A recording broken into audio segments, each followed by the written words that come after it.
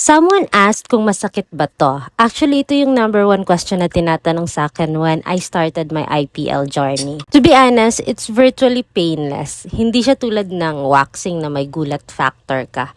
Para lang siyang flight flick or kurot ng rubber band followed by a slight warming sensation na nawawala rin naman agad. And for those naman who are asking how long does it take to be totally hair-free, hindi siya magic ha. You have to be patient. Usually, you'll see hair thinning out by third or fourth week na, pero for that total smooth skin look talaga, it usually takes 8 to 12 weeks of consistent use, and depende pa yan sa hair growth mo, how often your hair grows there. But then a little tip lang ha, don't be tempted na gamitin siya everyday. I use this 2 to 3 times a week lang, not everyday. Why? Because our hair grows in different cycles and the device targets the hair in its active growth phase. If you use it every day, you're just wasting the flashes and irritating your skin without getting faster results with this. So give your skin and follicles time to react naman.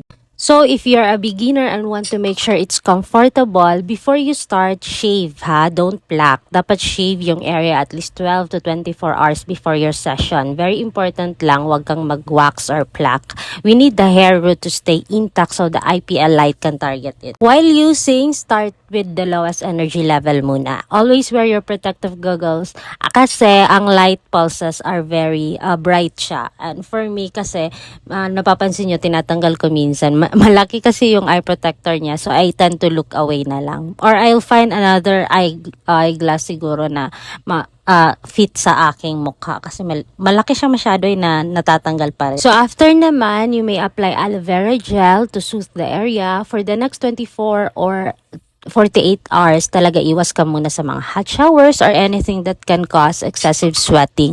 And please wear SPF or sunscreen if ang area will be exposed to the sun. Consistency is the key lang talaga mga girlies. No more tiis, ganda ka na, just safe and easy hair removal at home. So let me know if you have more questions.